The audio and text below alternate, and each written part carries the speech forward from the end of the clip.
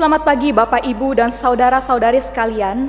Kita mengucap syukur kalau sampai saat ini Tuhan masih terus memelihara dan menjaga kita. Di masa-masa seperti ini tentu ada banyak hal yang kita alami. Mungkin dari sebagian kita mengalami hal yang menyenangkan. Dan juga sebagian dari kita mungkin mengalami hal yang tidak mudah untuk dilalui. Namun Bapak, Ibu, saudara sekalian, di tengah situasi apapun yang kita alami, Tuhan selalu menyatakan anugerah-Nya bagi setiap kita, baik yang kita sadari maupun yang tidak kita sadari. Dan salah satu anugerah Tuhan bagi setiap kita adalah kita dipanggil untuk menikmati Dia di dalam ibadah yang akan kita lakukan. Mari, sebelum kita memulai ibadah kita bersama, kita menyiapkan diri kita masing-masing, sehingga hati dan pikiran kita hanya tertuju kepada Tuhan. Saat teduh.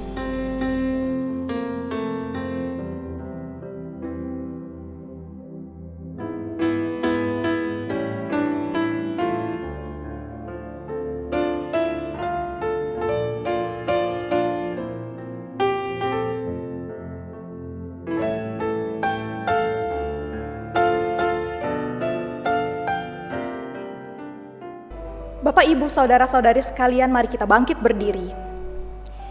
Ibadah ini dimulai dengan pengakuan bahwa pertolongan kita dalam ibadah ini adalah di dalam nama Tuhan, pencipta langit dan bumi, yang kasih setianya kekal dan yang tidak pernah meninggalkan buatan tangannya.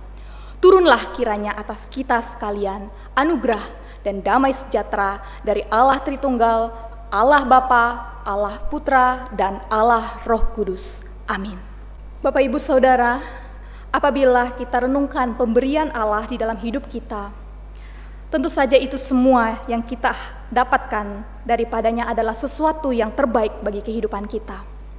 Bahkan, Ia menunjukkan hal tersebut dengan mengirimkan Putra Tunggalnya, Tuhan kita Yesus Kristus, sehingga kita, manusia yang berdosa, dapat bersatu kembali dengannya.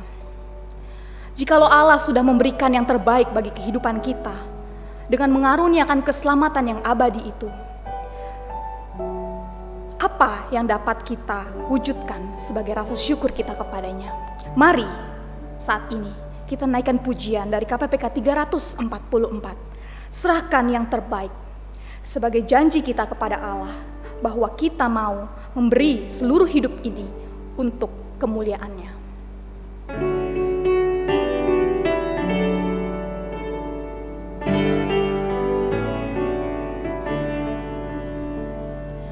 Serahkan yang terbaik padanya, naga masa mudamu. Serahkan tubuh jiwa rohmu, setia berperang baginya. Yesus teladan yang indah, Ia teguh dan tak gentar. Pada Tuhan mengabdilah, serahkan terbaik padanya. Serahkan yang terbaik padanya, naga masa mudamu. Lengkapkan senjata Injil, setia berperang baginya. Serahkan yang terbaik padanya, jadikan Dia rajamu. Segala hal dalam hidupmu, serahkan kepadanya. Anugerahnya akan diberikan pada yang rela memberi. Padanya melayanilah, serahkan terbaik padanya. Serahkan yang terbaik padanya, naga masa mudamu. lengkapkan senjata Injil, setia berperang baginya.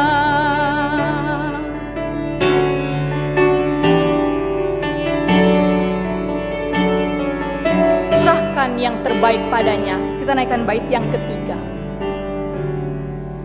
Serahkan yang terbaik padanya, amat besar kasih-Nya. Bagimu ya disalibkan, agar kau tak binasa. Meski mati tak bersungut, mencurahkan darahnya, padanya serahkan hatimu, serahkan terbaik padanya. Serahkan yang terbaik padanya, naga masa mudamu. Lengkapkan senjata Injil, setia berperang baginya. Jemaat dipersilakan duduk. Jemaat yang dikasihi Tuhan, mari siapkan hati kita untuk menaikkan syafaat kepada Tuhan. Namun sebelum kita berdoa, menaikkan doa-doa kita kepada Tuhan, mari dengan hati yang tertunduk, dengan berdoa secara pribadi, kita mengakui akan segala dosa-dosa dan kesalahan kita di hadapan Tuhan. Tuhan, dengan hati yang terbuka kami datang kepadamu, mengakui akan segala salah dan dosa kami sepanjang 1 minggu ini. Tuhan kiranya mau mensucikan kami, mau melayakkan kami, mau mengampuni akan segala dosa dan kesalahan kami, baik yang kami lakukan dengan sengaja maupun dengan tidak disengaja. Engkau tahu, Engkau mengenal kami, dan kami bersyukur kami punya Allah yang panjang sabar, yang tidak pernah habis kasih setianya kepada kami. Tuhan, kami juga bersyukur untuk segala keberadaan kami sampai pada saat ini. Kami masih bisa menikmati berkat-berkat Tuhan, baik itu di dalam kesehatan, keluarga, perlindungan, berkat-berkat secara materi, dan segala kemampuan-kemampuan yang bisa kami lakukan sampai saat ini. Kami semakin menyadari semuanya karena kemurahan Tuhan dalam hidup kami. Bapa dalam surga, kami juga terus mendoakan bagi jemaat-jemaat Tuhan yang di dalam pergumulan, baik dalam pergumulan kesehatan, sakit penyakit. Tuhan kiranya terus berbelas kasihan kepada mereka, menjamah, menyembuhkan mereka dengan cara-Mu yang ajaib. Tuhan, juga terus kami berdoa bagi jemaat Tuhan yang dalam pergumulan ekonomi, kesulitan, masalah keuangan. Tuhan, Engkau adalah tabib yang agung, Engkau yang pasti memelihara kami, Engkau yang pasti memberikan jalan keluar kepada setiap jemaat Tuhan yang bergumul di dalam keuangan dan ekonomi. Ajar kami untuk selalu beriman, bersandar kepada Tuhan, tidak pernah berubah hati kami cinta kepada Tuhan. Kami juga berdoa bagi relasi kami dengan sesama anggota keluarga. Biarlah Tuhan, damai sejahtera Tuhan selalu hadir di tengah-tengah keluarga kami, di rumah tangga kami. Terima kasih Tuhan. Kami bersyukur untuk pengerjaan proses pembangunan, renovasi gedung gereja, khususnya dalam pembangunan lift sudah mulai berjalan. Tuhan yang lindungi para pekerja, Tuhan yang cukupkan segala kebutuhan, dan kami juga berdoa untuk kedatangan seperangkat alat lift di akhir Juni ini. Biar Tuhan yang terus sertai, pimpin, peliharakan, agar kelak nanti gereja kehidupan rohani jemaat Gedong memiliki lift untuk mengakomodir jemaat-jemaat senior kami. Terima kasih Tuhan, kami bersyukur untuk anugerah-Mu yang indah itu. Kami juga menyerahkan untuk jemaat-jemaat Tuhan yang sudah mulai bekerja, beraktivitas di dalam kondisi kebiasaan yang baru ini. Tuhan sertai mereka, lindungi mereka, jagai mereka, dan ajar kami untuk terus berdisiplin, untuk melakukan aturan-aturan yang baik, yang tepat, di dalam kami menjaga kesehatan dan kebersihan. Terima kasih Tuhan, kami bersyukur. Di dalam nama Tuhan Yesus kami berdoa dan mengucap syukur. Amin. Jemaat Tuhan, mari kita berdiri semua. Kita akan mengikrarkan pengakuan iman rasuli. Pengakuan iman rasuli.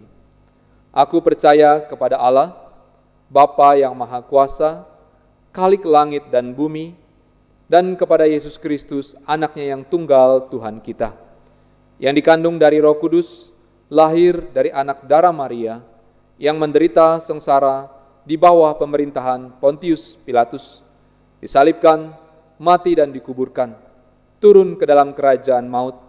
Pada hari yang ketiga bangkit pula dari antara orang mati, naik ke surga, duduk di sebelah kanan Allah, Bapa yang Maha Kuasa. Dan dari sana ia akan datang untuk menghakimi orang yang hidup dan yang mati.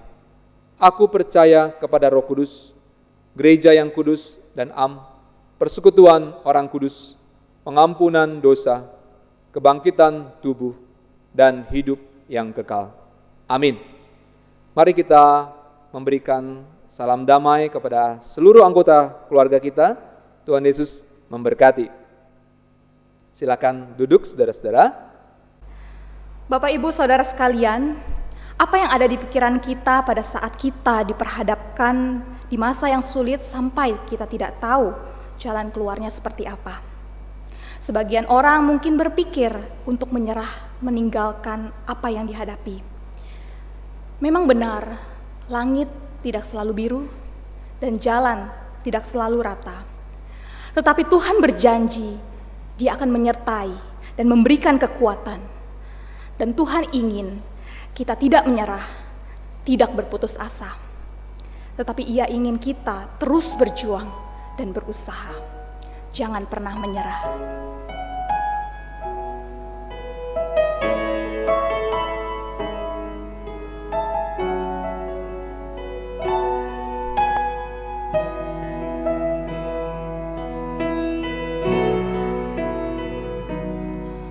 Tuhan tak pernah janji langit selalu biru, tetapi Dia berjanji selalu menyertai.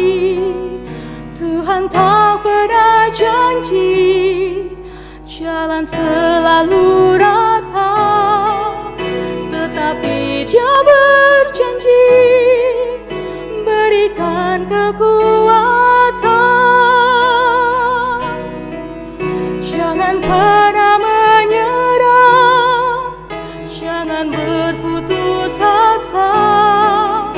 Mujizat Tuhan ada saat hati menyembah. Jangan pernah menyerah, jangan berputus asa. Mujizat Tuhan ada bagi yang setia dan percaya.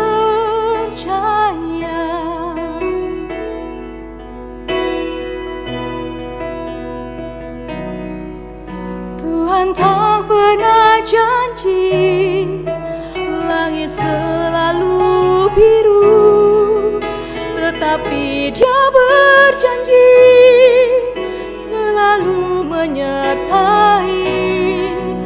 Tuhan tak pernah janji jalan selalu rata, tetapi Dia berjanji berikan kekuatan. Jangan pernah menyerah, jangan berputus asa.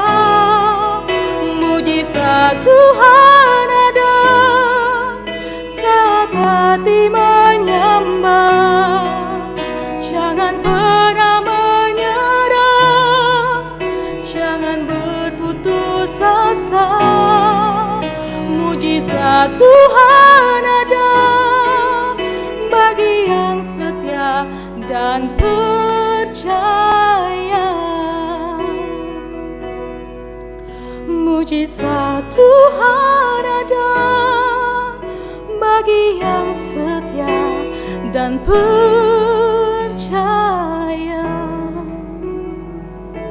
Salam sejahtera Kristus, jemaat Tuhan. Mari sebelum kita membaca firman Tuhan, sekali lagi kita datang kepada Tuhan. Kita mau berdoa, minta pimpinan Roh Kudus untuk memberikan setiap kita pengertian pemahaman yang baik. Mari kita berdoa.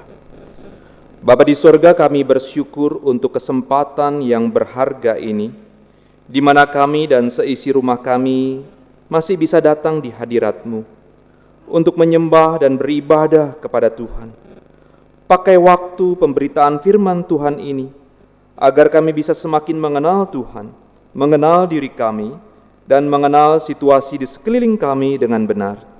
Agar kami tidak salah bersikap, agar kami tidak salah berucap, dan tidak salah bertindak. Hamba-Mu yang sederhana ini, Tuhan tolong dan layakan, supaya melalui perkataannya hanya nama Tuhan saja yang ditinggikan. Di dalam nama Tuhan Yesus, kami berdoa dan mengucap syukur. Amin. Saudara-saudara, saya pada hari ini mau mengajak kita untuk merasakan masuk ke dalam cerita Alkitab dan mencoba untuk membayangkan bila saat ini kita benar-benar sedang mengalami dan juga merasakan apa yang dirasakan dialami oleh tokoh Alkitab yang nanti kita akan baca bersama-sama, kita akan pelajari bersama-sama. Saudara, mari kita membaca bagian firman Tuhan yang diambil dari kitab Rut, pasal yang kedua, ayat 8 sampai ayat yang ke-23.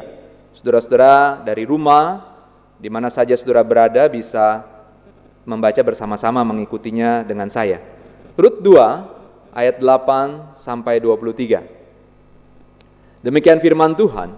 Sesudah itu berkatalah Boas kepada Rut, "Dengarlah dahulu, anakku, tidak usah engkau pergi memungut jelai ke ladang lain, dan tidak usah juga engkau pergi dari sini, tetapi tetaplah dekat pengerja-pengerja perempuan. Lihat saja ke ladang yang sedang disabit orang itu, ikutilah perempuan-perempuan itu dari belakang, sebab aku telah memesankan kepada pengerja-pengerja lelaki, jangan mengganggu engkau.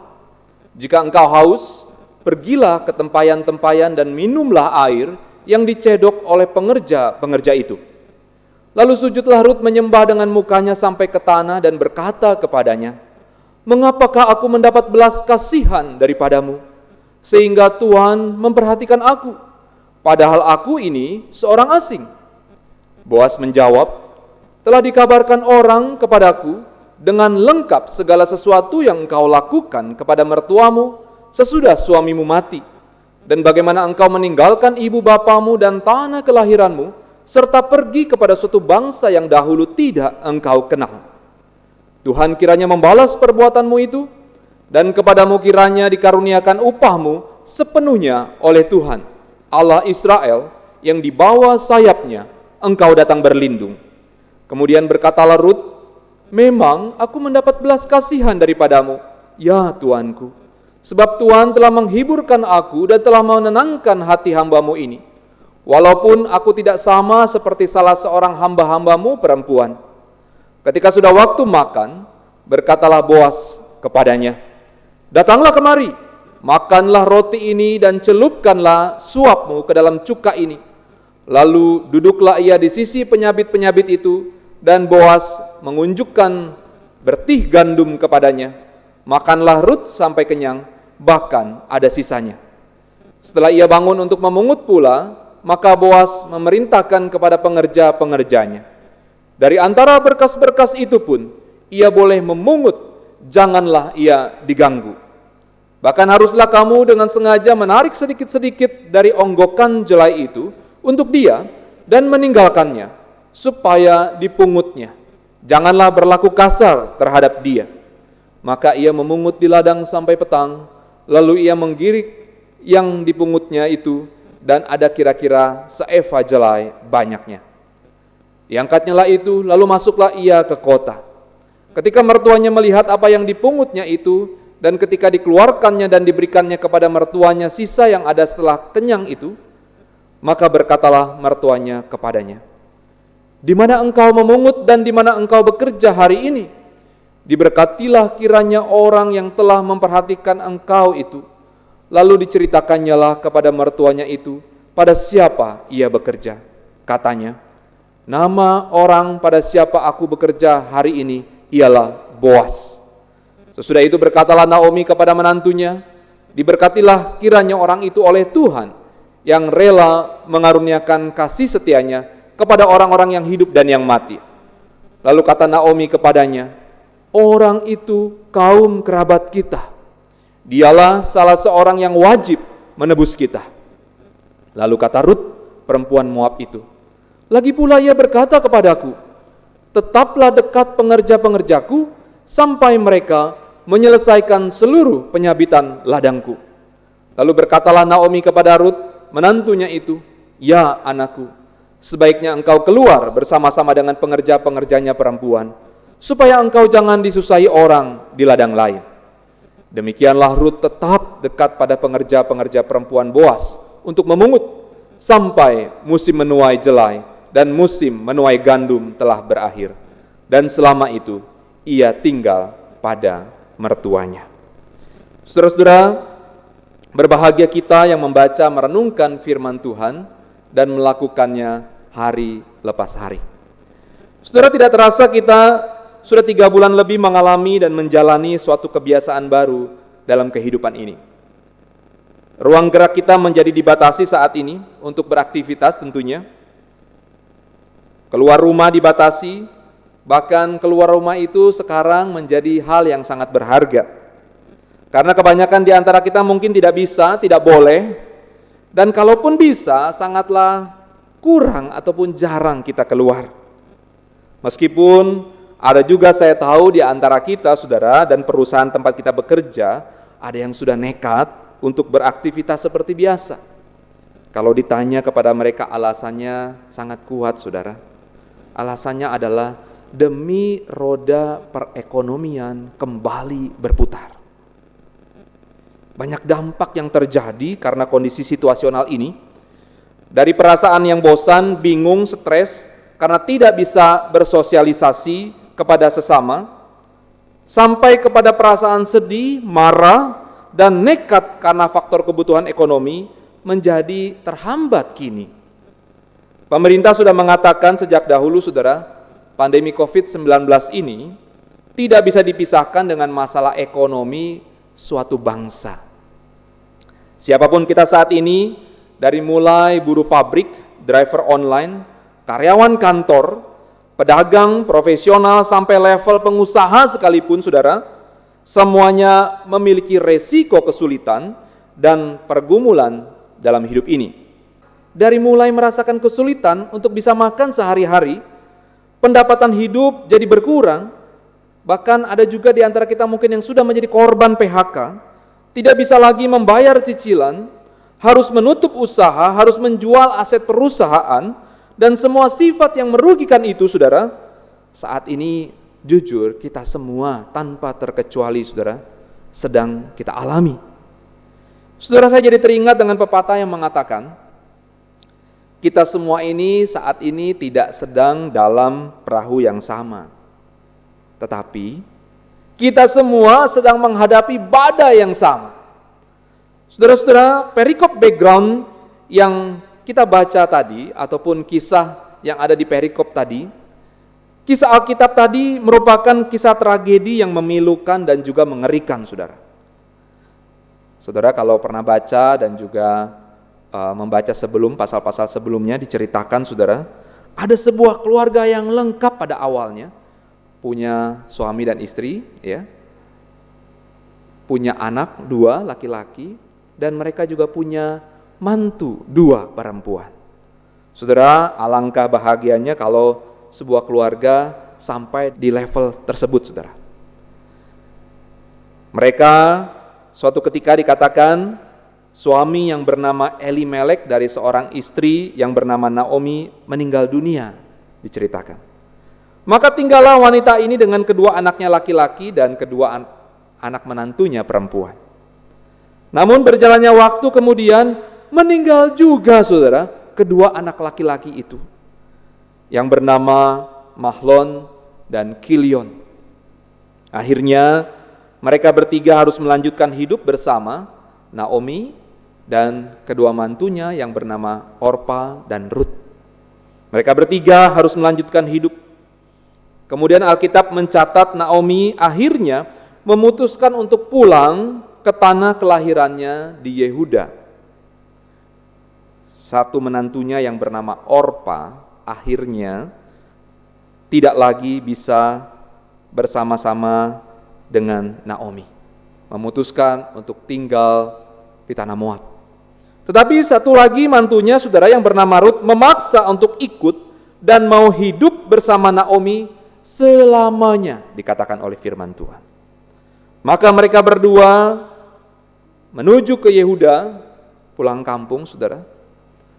Naomi dan Rut kembali ke kampung halaman di Yehuda, dan khususnya, saudara, bagian perikop yang tadi kita baca adalah melanjutkan cerita babak baru dari kehidupan Naomi dan Rut di kampung halaman.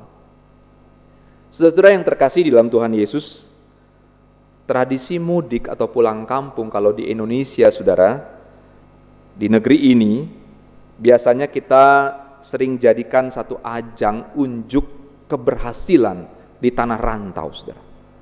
Kalau berhasil bisa pulang kampung atau mungkin setahun sering pulang kampung, bahkan bisa menunjukkan hasil-hasilnya yang didapat selama merantau di kota besar, itu menjadi satu kebanggaan tersendiri, saudara.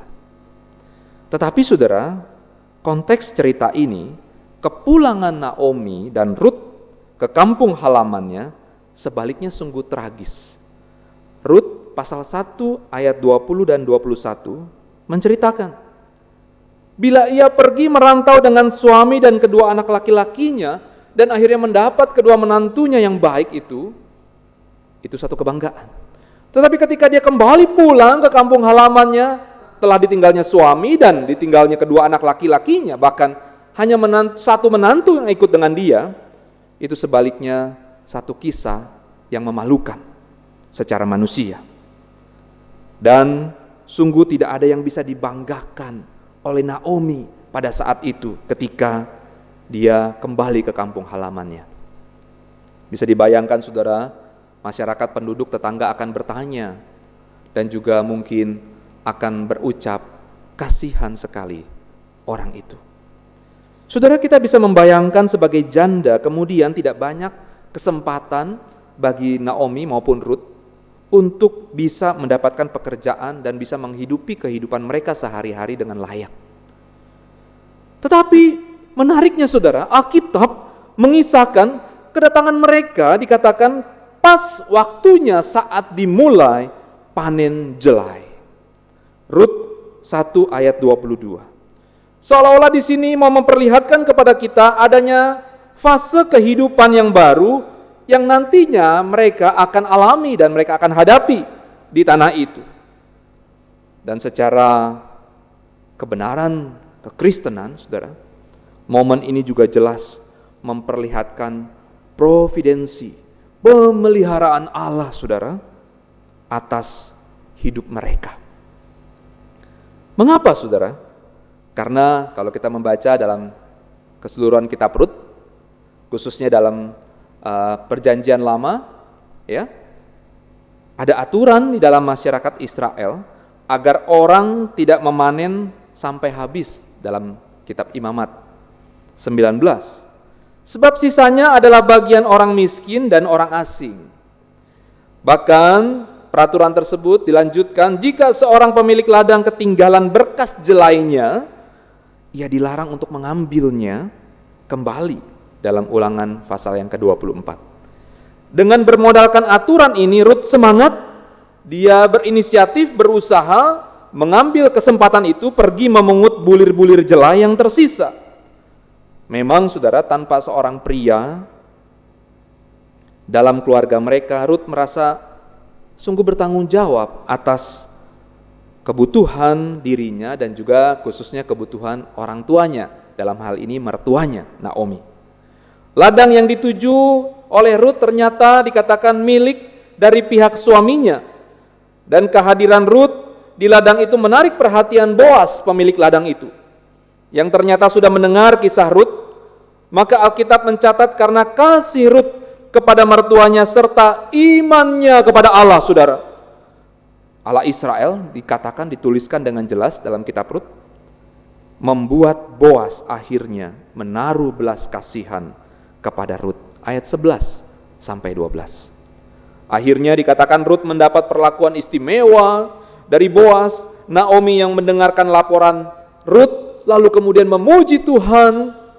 Ayat yang ke-20, dan di sini kita bisa menyadari saudara, sungguh berbeda dengan Naomi yang dulu sebelumnya yang pernah mengatakan kepada Tuhan, Yang Maha Kuasa telah melakukan banyak yang pahit kepadaku. Yang Maha Kuasa telah mendatangkan malapetaka kepadaku. Awalnya Naomi berkata demikian saudara.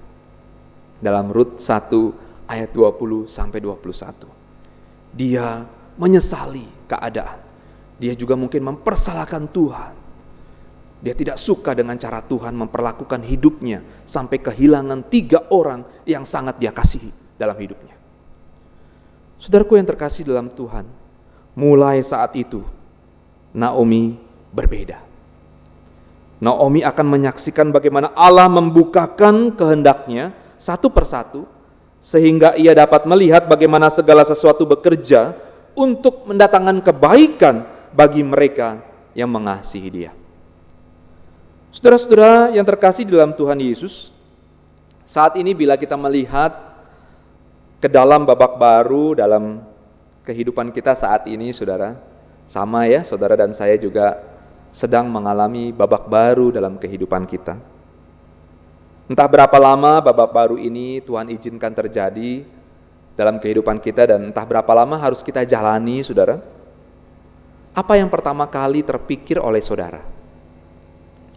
Khususnya di tengah situasi sulit ini dan tampaknya saudara serba tidak menguntungkan bagi kita, bukan? Apa yang terpikir oleh saudara? Dan termasuk apa yang terpikir oleh saya juga, saudara. Apakah saudara dan saya sempat seperti Naomi yang pada awalnya menyesali nasib sebagai orang yang malang, sebagai orang yang tidak menguntungkan? Mungkin kita bertanya-tanya, mengapa wabah ini bisa terjadi di zaman saya hidup? Bahkan bisa saja kita sampai mengutuki keadaan dan menyalahkan Tuhan, saudara. Di mana Tuhan yang katanya setia menjaga, memelihara hidupku? Sampai satu titik akhirnya, saudara, mungkin kita bisa menjadi pribadi yang selalu menyesali keadaan, yang selalu menjadi lesu, tidak bersemangat, tidak punya pengharapan, dan akhirnya kita depresi, dan akhirnya kita menjauhi Tuhan, bahkan juga mungkin mengutuki Tuhan. Saudara-saudara kekasih Tuhan, tetapi melalui tokoh Rut yang tadi kita baca, yang tadi awalnya saya ajak saudara untuk ikut masuk ke dalam cerita itu, ikut mau merasakan kesulitan, kepahitan yang dialami oleh mereka, Naomi dan Rut. Pada hari ini, melalui tokoh itu, kita diingatkan, saudara. Yang pertama, saudara harus ingat, kehadiran Tuhan tidak dibatasi oleh situasi dan kondisi apapun. Sekali lagi, melalui tokoh Rut, mau mengingatkan kepada kita, kehadiran Tuhan tidak dibatasi oleh situasi dan kondisi apapun di sekeliling hidup kita. Artinya, saudara, di saat hidup kita seperti apapun dan situasi di sekeliling kita seperti apapun yang terjadi, Tuhan akan selalu maha hadir dan maha setia di dalam memelihara hidup kita saat ini. Beberapa minggu yang lalu, dikabarkan seorang penyanyi religi Kristiani, saudara, mengatakan bahwa dirinya sudah tidak lagi percaya kepada Tuhan.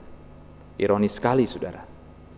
Bahkan, saudara, saya teringat tahun lalu di bulan Agustus 2019, salah seorang vokalis Hillsong juga mulai meragukan Tuhan yang bernama Marty Sampson. Saudara-saudara, Hawk Nelson yang beberapa minggu lalu mengklaim dirinya sudah tidak percaya lagi sama Tuhan, tetapi ada yang menarik, saudara. Di sekelilingnya ada teman-teman yang baik, yang terus mencoba untuk menguatkan dia, dan salah seorang temannya mengatakan demikian. Keberadaan Tuhan tidak ditentukan oleh kamu yang mau tetap percaya atau tidak lagi mau percaya kepada Tuhan. Wow, saudara. Ini mengingatkan kepada saya ketika saya mau mencoba untuk menginjili seorang anggota keluarga, dia menolak pada awalnya. Dan saya juga sempat berkata demikian. Keberadaan Tuhan tidak dipengaruhi oleh engkau yang mau percaya atau engkau yang mau tidak percaya sama dia, sama Tuhan. Saudara-saudara, maka dari itu saudara, Tuhan selalu maha hadir di dalam segala situasi dan kondisi apapun. Ketika engkau dan saya sedang mempercayai dia, ketika engkau dan saya sedang tidak lagi percaya sama dia, Tuhan tetap maha hadir.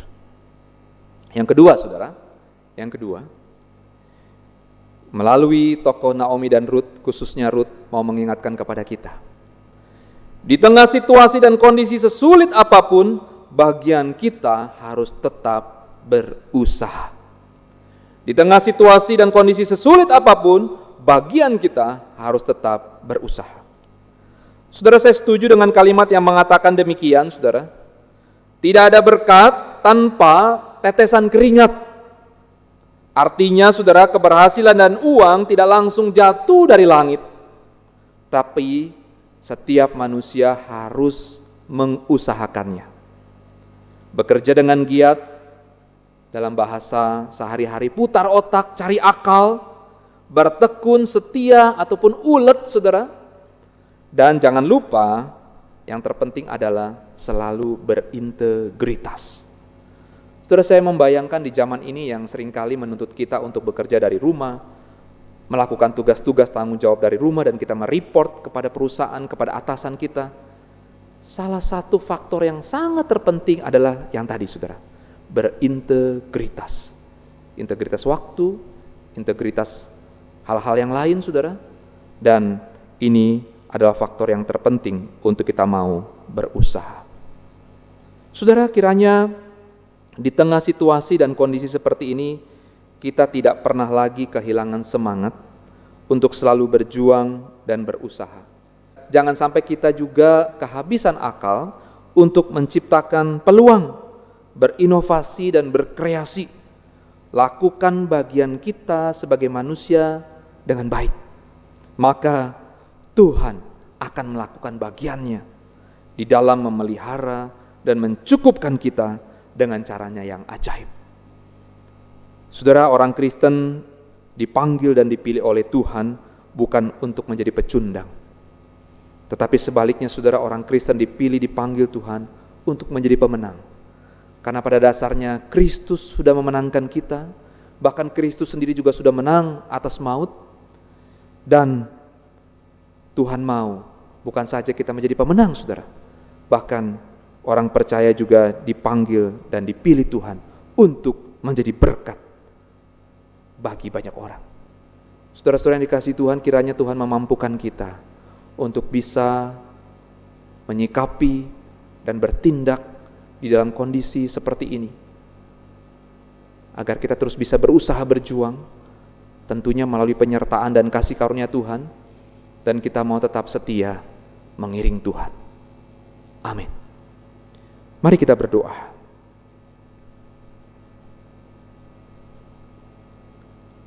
Tuhan, kami semakin menyadari betapa rapuhnya kami, betapa lemahnya kami di hadapan Tuhan. Kami seringkali mudah untuk berputus asa, kami seringkali mudah untuk menjadi lesu dan tidak bersemangat, jikalau keadaan dan situasi di sekeliling kami sedang tidak menguntungkan kami. Tuhan, ampuni kami. Kami seringkali lupa kalau ada Allah yang selalu setia menopang, menjaga, memelihara kehidupan kami. Melalui kebenaran firman Tuhan yang sudah disampaikan, kiranya ya Tuhan, kami dikuatkan untuk menjadi ingat lagi bahwa kami dipilih oleh Tuhan, dipanggil oleh Tuhan menjadi orang-orang yang lebih dari sekedar pemenang. Kami punya daya juang, kami punya kekuatan yang berasal daripada Tuhan. Bahkan seharusnya hidup kami ini menjadi berkat bagi banyak orang. Tuhan mampukan kami untuk kami terus boleh berjuang, berusaha, melakukan bagian kami dengan sebaik-baiknya, dan mempersilakan Tuhan melakukan bagian-Mu Tuhan dengan sempurna, dengan ajaib bagi kehidupan kami. Terima kasih Tuhan. Di dalam nama Tuhan Yesus kami berdoa dan bersyukur. Amin. Jemaat yang dikasihi Tuhan, mari kita berdiri. Kita akan menaikkan pujian Doxologi.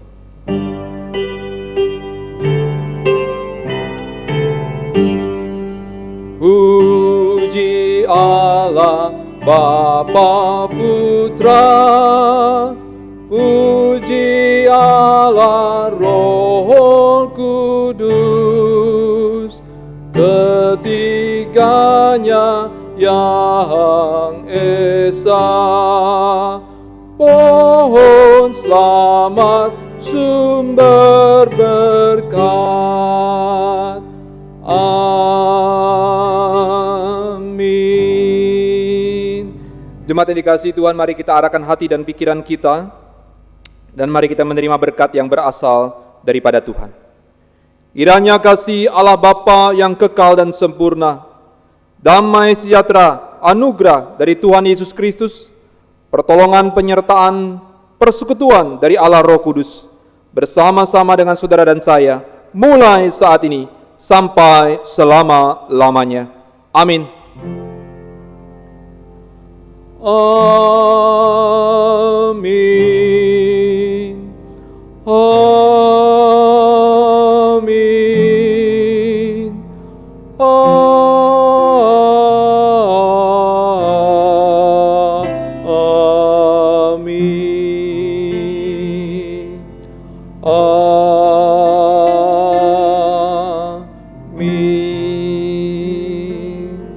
Amin.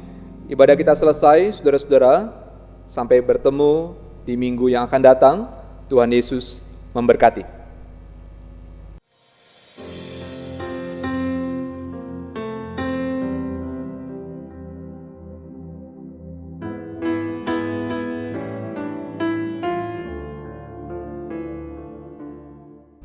Jemaat yang dikasihi Tuhan, mari kita memperhatikan beberapa warta. Gereja Majelis Jemaat mengucapkan selamat ulang tahun. Kami turut bersyukur dan berbahagia kepada jemaat-jemaat Tuhan yang berulang tahun sepanjang 1 minggu ke depan. Kepada Bapak, Ibu, Saudara-saudari Yunita Nahwihwa, Timothy Mulyadi, Feby Kurniawan, selamat ulang tahun. Kiranya Tuhan Yesus memberkati kesehatan, keluarga, pekerjaan, dan apapun yang saudara-saudara lakukan di dalam terang firman Tuhan, Tuhan akan jadikan berhasil.